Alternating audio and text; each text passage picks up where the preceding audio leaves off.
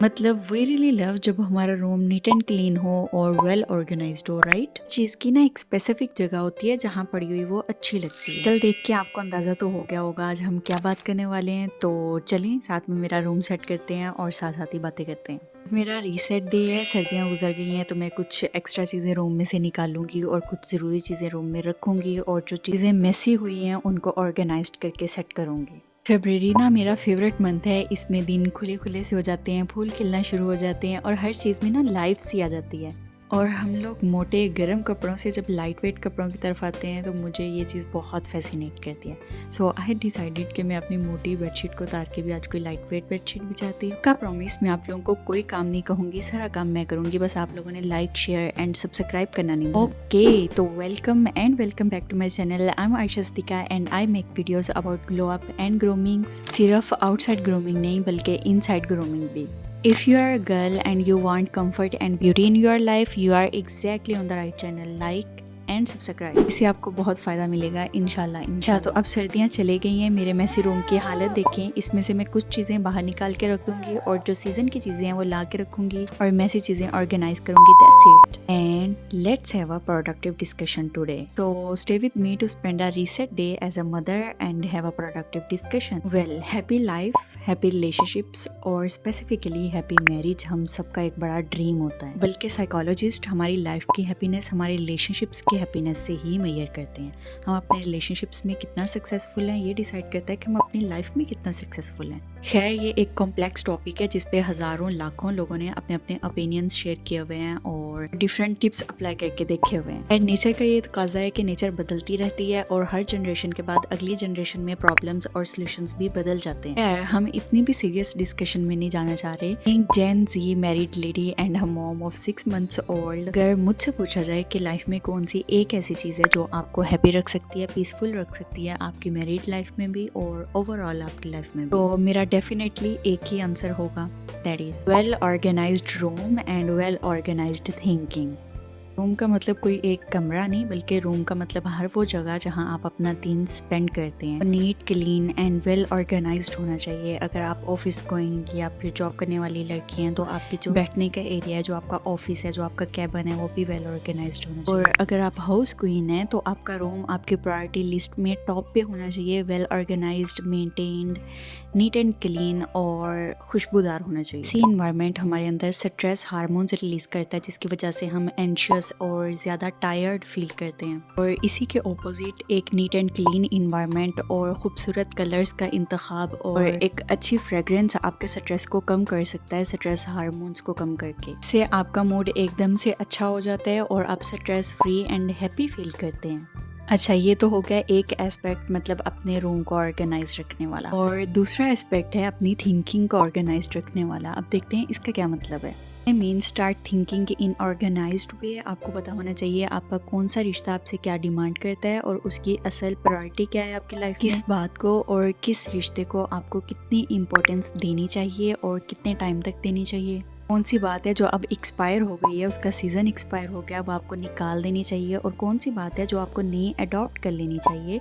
और कौन सी बात है जो मेसअप हो रही है, आप उसको ऑर्गेनाइज करके अपनी लाइफ में एक नया एस्पेक्ट ऐड कर सकते हैं। अपना आइडिया या अपनी सोच बदल सकते हैं और कोई नई सोच ऐड कर सकते हैं जो कि ज़्यादा पॉजिटिव हो। जस्ट लाइक आवर रूम, जैसे हमने रूम में से ना स्टफ या जो सीज़न गुजर गया है उसकी चीज़ें हम रूम में से निकाल देते हैं और सीज़न के अकॉर्डिंग नई चीज़ें ला के हम अपने रूम में रख लेते हैं। तो why don't we do this in our life. मतलब हर चीज़ की एक अपनी स्पेसिफिक जगह होती है। फॉर एग्जाम्पल, ड्रेसिंग की जो चीज़ें हैं वो ड्रेसिंग पे पड़ी हुई अच्छी लगेंगी।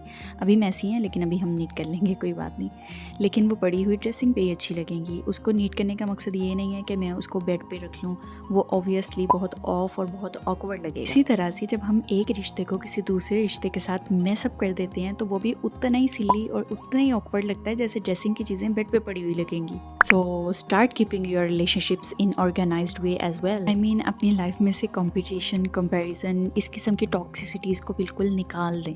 आपका कंपटीशन सिर्फ आपसे खुद से है कि आप क्या कल से बेहतर आज परफॉर्म कर पा रहे हो या नहीं कर पा रहे, आइदर वो कोई भी एस्पेक्ट ऑफ लाइफ हो। किसी का बच्चा कितने ग्रेड्स ले रहा है तो आपके बच्चे को कितने ग्रेड्स लेने चाहिए आपको प्रूव करने के लिए कि आप एक गुड मॉम है। किसी का बच्चा कितना हेल्दी और उसका स्किन कलर कितना फेयर है, आपका बच्चा उतना हेल्दी या उतना फेयर क्यों नहीं है। किसी के हस्बैंड उसको उसकी एनिवर्सरी या बर्थडे सेलिब्रेट इस तरह से करवाते हैं, आपके हस्बैंड आपको ऐसे क्यों नहीं करवाते। ये सब एक टॉक्सिसिटी है, ये सब एक टॉक्सिक इन्वायरमेंट से मिली हुई बातें हैं। नॉट सेइंग कि अपने रिलेशनशिप्स में इम्प्रूवमेंट नहीं लेके आए या बच्चों की प्रोग्रेस में इम्प्रूवमेंट नहीं लेके आए, रूल लेके आए, बल्कि आपको लेके आनी चाहिए। हर आने वाले दिन में आपको इम्प्रूवमेंट्स खुद में, अपने रिलेशनशिप में, अपने बच्चों के प्रोग्रेस में नजर आनी चाहिए, लेकिन उसकी वजह कभी भी कोई कंपैरिजन या कंपटीशन ना हो। वो प्रोग्रेस, वो कामयाबी, वो अचीवमेंट, वो इम्प्रूवमेंट, वो सब आपका जाती, आपका पर्सनल होना चाहिए। ऑर्गेनाइज्ड थिंकिंग में ये भी बात शामिल है कि आपको पता होना चाहिए आपने किसके साथ क्या बात और कितनी बात शेयर करनी है, और कितनी बात शेयर करने के बाद आपको फुल स्टॉप लगा देना है। Last but not least, organized thinking में ये चीज़ भी शामिल है कि आपको ये पता होना चाहिए कि हर रिलेशनशिप आपकी लाइफ में इम्पोर्टेंट है। आपको किसी को भी कभी भी हर्ट करने की कोशिश नहीं करनी है, लेकिन आपको अपना आप प्रायोरिटी में रखना है। नेवर मीन्स कि आपको सेल्फिश होना है, क्योंकि ये लाइन सुन के हमें हमेशा ये लगता है कि शायद सेल्फिश होने की बात हो रही है, लेकिन सेल्फिश इंसान हमेशा दूसरों को हर्ट करके या दूसरों का पत्ता काट के अपने आप को प्रायोरिटी में रखता है। अगर आप दूसरों को हर्ट के बगैर, दूसरों को इम्पोर्टेंस दे के खुद को प्रायोरिटी में रखते हैं तो यू आर नॉट सेल्फिश। कोई भी काम करते हुए हेल्दी सोच रखें। मैं नहीं कहती कि सिर्फ पॉजिटिव सोच रखें, क्योंकि समटाइम्स होता है कि हम इन चीज़ों को लेके इतना पॉजिटिव नहीं होते, लेकिन एटलीस्ट अपनी सोच को हमेशा हेल्दी रखें। फॉर एग्जांपल, अगर आप अपने बच्चों को पाल रही हैं तो आप अपने जहन में सोच रखें कि अल्लाह ताला ने आपको इस मर्तबे पे फाइज किया है और ये रिस्पॉन्सिबिलिटी अल्लाह ताला ने आपको थमाई है, और ये काम किसी आप मजबूरी में या किसी स्ट्रेस में नहीं कर रही, बल्कि ये अल्लाह ताला ने इस चीज़ के लिए आपको चुना है। ख़वातीन को चुना है, मर्द ये काम कर ही नहीं सकते। और ये बात भी एक्सेप्ट कर लेने में कोई हर्ज नहीं कि बहुत सारे काम हैं जो अल्लाह ताला ने मर्दों के लिए चुने हैं, वो काम हम लड़कियां या हम ख़वातीन नहीं कर सकती। आई मीन वेस्टर्न सोसाइटी की दी हुई एक टॉक्सिसिटी कि भाई मैं तो अपने हस्बैंड के बिल्कुल शाना बशाना या बिल्कुल इक्वल रह के चलूँगी, इसको भी अपनी लाइफ में से निकाल दें, ईजी हो जाए। कि हमारे मज़हब ने हमें ज़्यादा तहफ़्फ़ुज़ और हमें ज़्यादा इजी लाइफ दी है। अब यहाँ पे मैं ये बिल्कुल नहीं कहना चाह रही कि जॉब नहीं करें। अगर आप जॉब करना चाहती हैं तो ऑब्वियसली गो फॉर इट, बहुत अच्छी बात है, लेकिन अपनी डेली लाइफ में, अपने रिलेशनशिप में ये वाली ज़िद को कभी भी ऐड नहीं होने दें। अगर आप हाउस क्वीन हैं तब भी आप बहुत इंपॉर्टेंट हैं, क्योंकि जो काम आप कर रही हैं वो और कोई भी नहीं कर सकता। और अगर आप जॉब के साथ ये सब कुछ मैनेज कर रही हैं तब भी आप बहुत इंपॉर्टेंट हैं। मतलब आपकी लाइफ में जो भी कंडीशन है, उस टर्म्स एंड कंडीशन में आप एक गाड़ी के दो पहिए बन के इक्वली चलें। No comparison, no competition, no toxicity at all. खुद की इम्पोर्टेंस को भी माने और बाकी भी हर रिश्ते की इम्पोर्टेंस को मान के चलें। और इस सब के बीच में अगर कहीं पे कभी किसी को स्टॉप कॉल देनी पड़े तो you must know how and when to give the stop call. और अपना कनेक्शन अल्लाह ताला के साथ बहुत मजबूत रखें और दिन भर के तमाम कामों में अल्लाह ताला को अपने साथ, अपने जहन में रखा करें। ओके ब्रो, मैं तो सुबह से रूम सेट करने में लगी हुई थी और उसके बाद मुझे रिकॉर्डिंग करना थी। मैं रिकॉर्डिंग का काम करके जब बाहर निकली तो उफ, मौसम कितना अच्छा हो रहा है वॉक करने वाला, तो मैं वॉक करने के लिए आई हुई हूँ। बच्चे ना यहाँ पे साइकिलिंग कर रहे थे और उनको देख के मेरा साइकिलिंग करने को इतना दिल कर रहा था ना कि मैं क्या ही बताऊँ। ओके जी, see you in the next video. Bye bye, अल्लाह हाफिज़।